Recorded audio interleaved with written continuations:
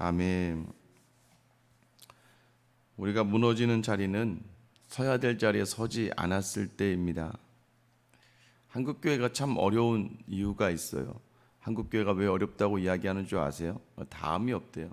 왜 다음이 없을까요?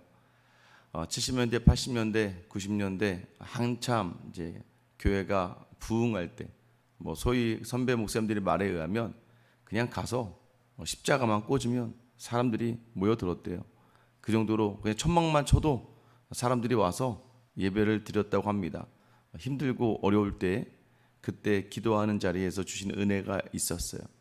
그 은혜를 받은 믿음의 세대들이 자기의 자녀들에게는 그 믿음, 그 열악한 상황에서 무릎으로 기도하던 그런 그때 만나주신 하나님을 우리 자녀에게 소개하고 보여줬어야 됐는데, 그때 이제 한참 뭔가 발전이 되고 먹고 살만하니까 자꾸 자녀들에게 더 나은 삶, 더 풍족한 삶, 더 이 땅에서 잘 사는 삶을 추구하게 하다가 믿음의 자리를 떠나게 한 겁니다.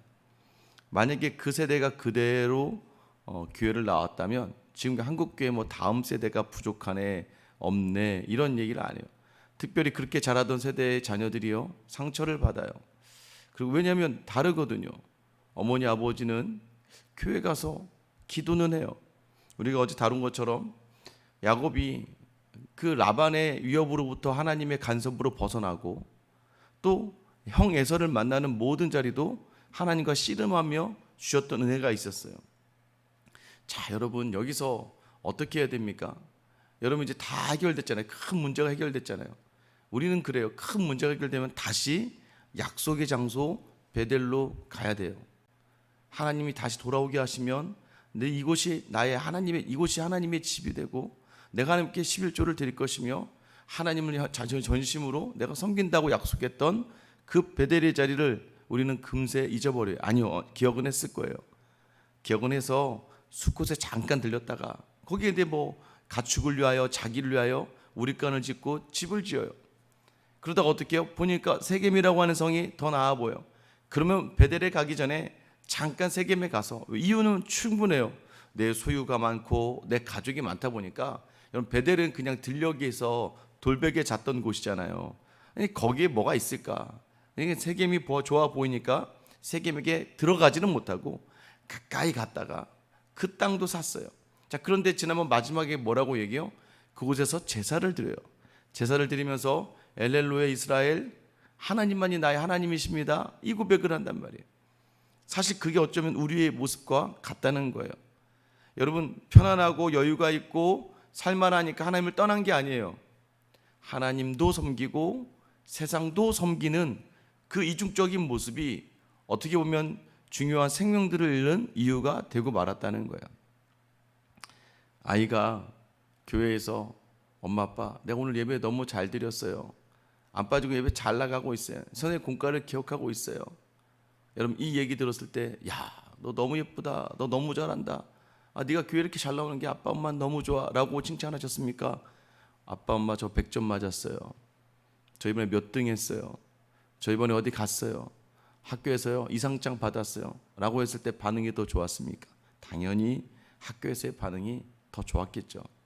좋은 성적과 좋은 직장과 뭔가 살만한 모든 것들이 주어졌을 때 우리는 반응이 더 좋았지, 기도 많이 하고 있어요, 예배 드리고 있어요, 여러분 거기에 대해서는 그래 잘하고 있어. 여러분, 정말 우리가 중요한 서야 될 곳이 어디였는지를 놓쳐버린 그 삶의 자리가 자녀들에게 혼란이 오는 거예요. 분명히 어머니 아버지는 가서 열심히 기도하는 것 같은데 나보고는 계속 이야기하는 게 하나님을 잘 섬겨야 된다, 예배 잘 드려야 된다가 아니라 너 공부 열심히 해야 돼, 어떻게 너를 공부시키고 있는데, 너 밖에 나가면 너 성공해야 돼, 야 너 이런 여자 만나면 안 돼, 이런 남자 만나면 안 돼, 야 그래도 상황과 형편이 맞아야 돼.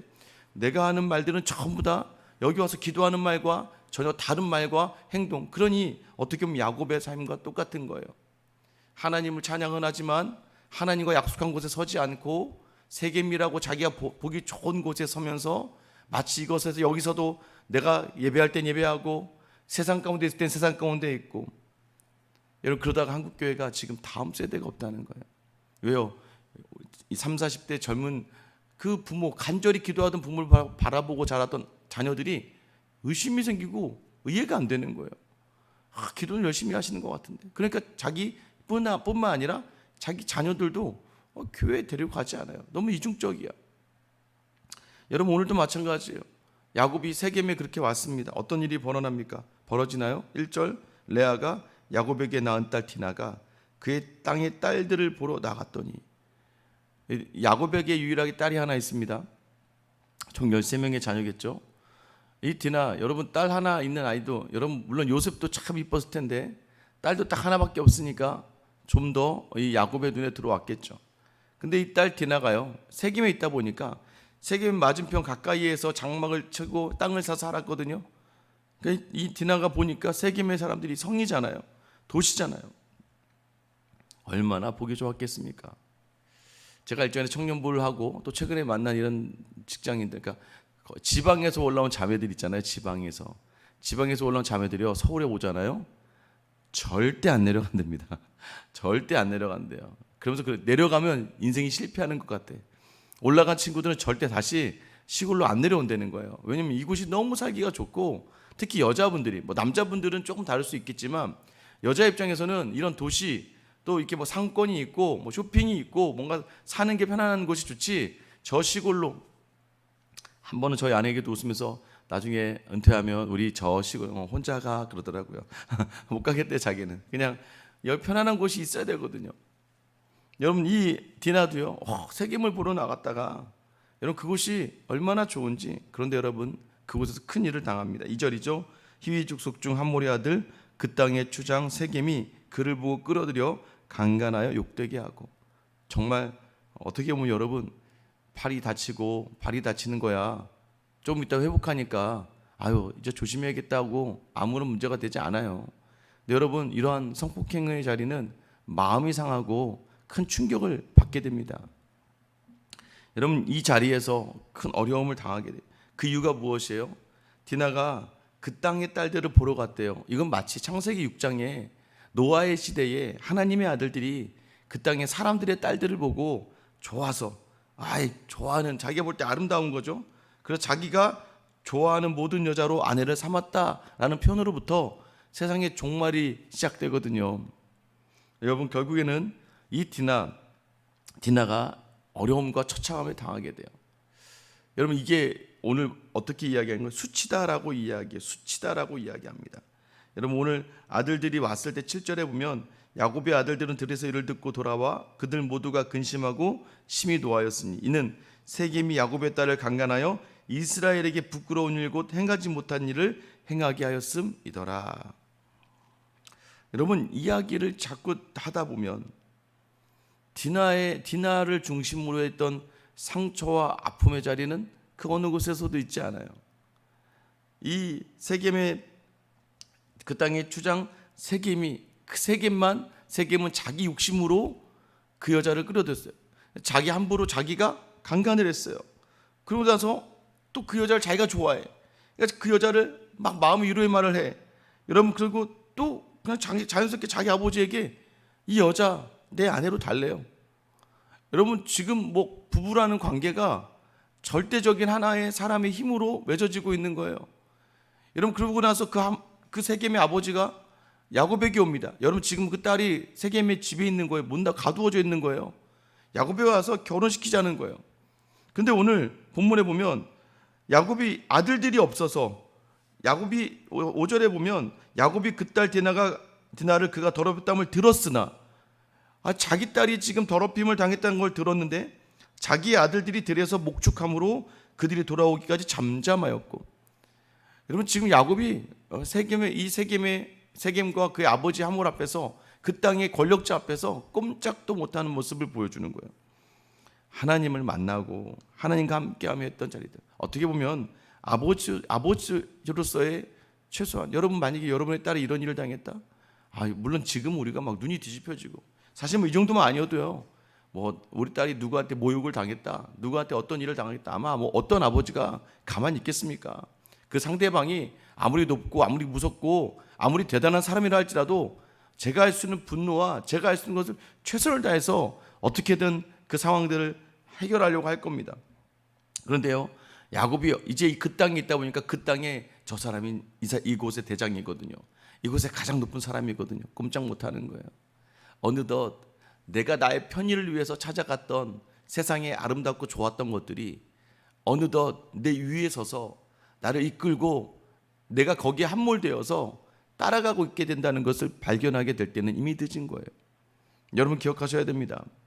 우리가 하나님의 자리에 서야 되는데 하나님과 세상을 겸하여 살다 보면요, 하나님께 가기 편할까요? 세상에 가기 편할까요? 당연히 세상으로 가기가 편합니다. 기도는 하고 있는데 내가 여전히 붙드는 게 세상의 것들이에요. 그러면 이 세상의 것들에 여러분 다 넘어지고 쓰러지고 끌려가게 되어 있는 게 바로 사람이에요. 왜? 우린 되게 연약하거든요. 우리 육체가 죄로 가득하기 때문에요. 우리 안에 아무리 성령이 계셔도요, 우리는 육체의 소욕을 따를 수밖에 없는 그런 연약한 죄인이라는 걸 아셔야 돼요. 여러분 결국에는 어떻게 됩니까? 그런데 이 야곱의 아들들은 가만히 있지 않았어요. 분노합니다. 물론 아직 젊어서 그럴 수도 있어요. 이 함몰의 아버지 어떤 제안을 합니까? 9절에 보면 너희가 우리와 통혼하여 너희 딸을 우리에게 주며 우리 딸을 너희가 데려가고 너희가 우리와 함께 거주하되 땅이 너희 앞에 있으니 여기 머물러 매매하며 여기서 기업을 얻으라. 너 여기서 살아. 이제 여기서 마음껏 우리 서로가 이제 통혼하면서 있자. 여러분 겉으로 볼 때는요, 되게 좋은 의사표현인 것 같고 되게 좋은 제안인 것 같아요. 야, 너희 갈 데도 없는데 어떻게 우리를 딱 알아요? 나그네 삶을 살아가는 우리를 딱 알고, 야, 여기에 있자. 여기에서 우리 서로 같이 있자. 여러분 그게 어렵게 되는 거예요. 기억하셔야 됩니다. 여러분 지금 서 있는 자리가 어디인지를 돌아보셔야 돼요. 디나를 줘라, 그 땅을 얻어라. 야곱이 그 말에 흔들려요. 무능력해집니다. 사리 분별력이 사라져요. 영적인 분별력이 없어집니다. 하나님이라는 존재가 어디 등장해요 지금? 만약에 여러분이었으면 어떻게 했겠어요? 하나님께 매달려야죠. 라반의 위협으로부터 이기게 하신 하나님. 라반이 죽이러 왔잖아요. 그리고 야곱도 알고 있었어요. 야, 라반이 나를 죽일 것을. 근데 그 전날 라반에게 하나님이 나타나셔서 너 야곱에게 상관하지 말아라. 여러분 에서가 자기를 죽이러 400명의 군사를 이끌고 왔어요. 야곱이 그 밤에 하나님과 씨름합니다. 하나님이 씨름하다가 하나님이 그 황골뼈를 쳐서 관절을 쳐서 쩔뚝거리게 만들어 놓는, 근데 그 과정에 뭐가 있어요? 은혜 주시지 않으면 놓지 않겠습니다. 여러분 이 새벽에 나온 우리에게 원하는 자리가 무엇입니까? 하나님을 놓치지 않고, 하나님 저 은혜 주시지 않으면 저는 이 자리 떠날 수가 없어요. 하나님이 저를 붙드시지 않으면 저는 안 됩니다. 여러분 여전히 여러분 안에 있는 문제와 어려움을 자꾸 우리는 세상의 방법으로 풀려고 해요. 내가 알고 있는 지식과 내가 가진 것을 동원해서 어떻게든 해결하고 싶어 해요. 여기서 기도는 하고 있는데도 마치 야곱과 같이 제사는 드리는데도 하나님을 잊어버리고 세상에 함몰되어서 세상의 것이 있어야 기쁘고 세상의 것으로 채워지지 않으면 슬프고 어렵고 힘들고 세상의 것이 빼앗겨질 때 분노하고 세상의 것으로 내 기쁨의 자리를 채우려고 하는 연약한 우리의 심령 위에 다시 한번 우리가 서야 될 자리가 어디인지를 이 본문이 깨닫게 하시는 거예요. 너 이런 일 당해. 세상에 있어봐야 세상은 너에게 좋은 게 하나도 없는 거예요. 겉으로 볼 때는 우리를 유화적으로 이야기하면, 야, 와, 같이 있자. 너 함께하면 좋은 거야. 근데 여러분 그 끝이 뭐예요? 내 가장 귀한 자녀들의 생명을 앗아가고 내 자녀들의 그 믿음의 자리를 떠나게 하는 그 자리에 서게 되는 거예요. 여러분 결단하셔야 됩니다. 여러분 근데 아직 여러분의 생이 붙어 있잖아요. 아직 삶이 있죠. 제가 예전에 말씀드렸잖아요. 제가 어르신들 평균 연령이 83세예요. 대단하시죠? 83세인데 한 130분 정도가 매일 모여요. 매주마다 수요일마다 오전에 모여서 예배합니다. 근데요 그분 중에 대부분이 이런 고백하시는 거예요. 권사님, 장로님들이, 목사님, 내 그때 왜 그랬는지 모르겠어요. 그때 교회 오는 걸 기뻐해주고 반겨주고 반응해줬어야 되는데, 그때 세상에서 잘 되는 것만 반응해주고 공부 더 잘하라고 유학 보내고 믿음생활 잘하고 있던 애들을 내가 왜 그랬는지 모르겠어요 하면서 후회하시는 거예요. 여기 생명의 자리잖아요. 근데 제가 그러면 그렇게 말씀드렸어요. 아니에요 권사님, 장로님, 아직 시간 있잖아요. 여러분 아직 시간이 있어요. 우리로 살게 하신 시간이 있단 말이에요. 그럼 다시 어디로 가면 돼요? 베델로 가면 돼요. 하나님의 집으로 가면 돼요. 우리 입에서 자꾸 뭐가 나와야 돼요? 하나님이 나와야 되고 주님의 은혜가 나와야 되고 예수의 이야기가 나와야 돼요.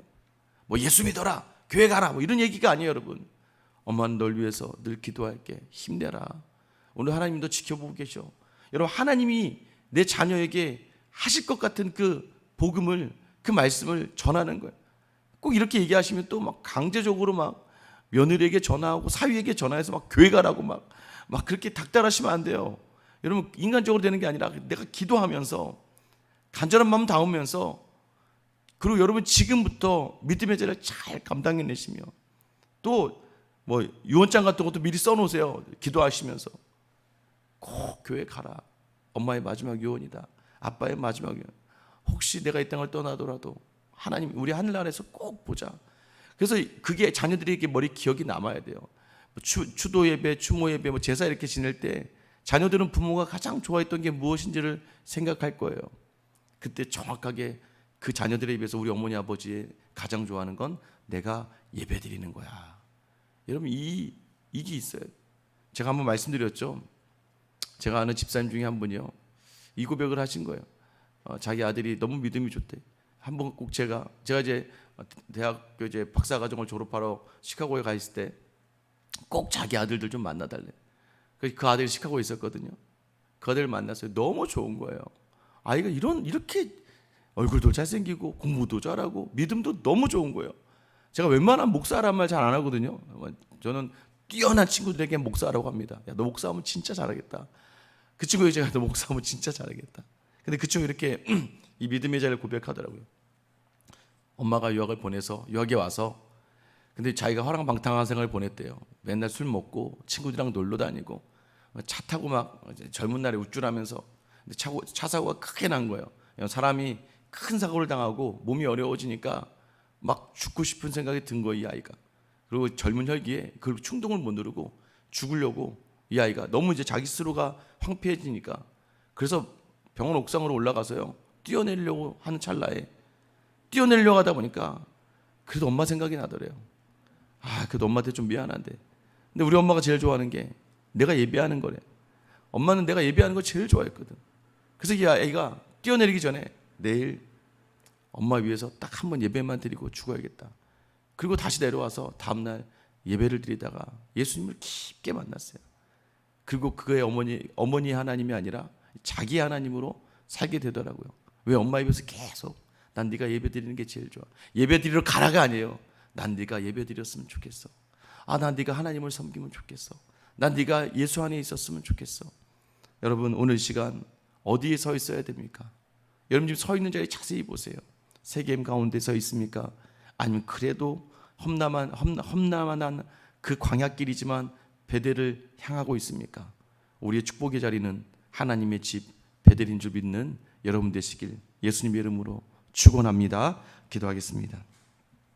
사랑의 하나님, 오늘도 우리가 이 새벽의 자리에 나와 있으나 야곱도 세겜에서 제사 드렸습니다. 이 새벽의 자리가 세상에 발 담그고 하나님께 발 담고서 양쪽을 오고 가는 그러한 흔들리는 믿음의 자리가 아니라, 이 새벽의 자리는 우리 하루의 시작에 모든 것들을 전적으로 주께 맡기는 시간임을 기억하며, 그래도 이전에 그 은혜들, 야곱이 간절하게 주님을 붙들었을 때에 야곱의 모든 위기와 아픔의 상황에 간섭하여 주시고 개입하여 주셔서 야곱을 생명으로 인도하시고 야곱에게 은혜로 베풀어 주신 하나님 아버지, 오늘도 간절한 마음을 담아서 주님이 아니면 안 됩니다. 주께서 하셔야 합니다.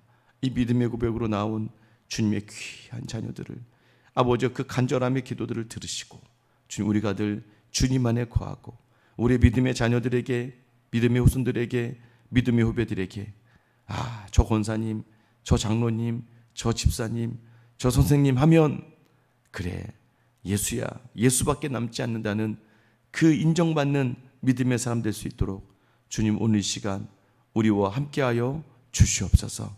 오늘 우리의 마음의 어려움을 내어놓을 때에 야곱에게 주신 은혜 그대로 주시고, 받은 은혜로 다시 주님께만 향하는 우리 모든 성도들 다 되게 하여 주시옵소서.